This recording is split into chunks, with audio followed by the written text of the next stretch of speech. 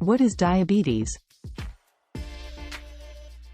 Diabetes is a chronic, long-lasting health condition that affects how your body turns food into energy.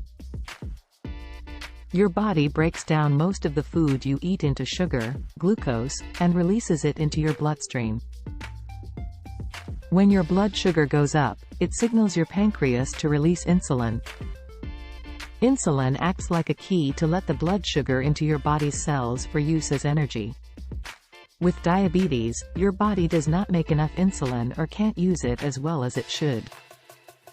When there isn't enough insulin or cells stop responding to insulin, too much blood sugar stays in your bloodstream.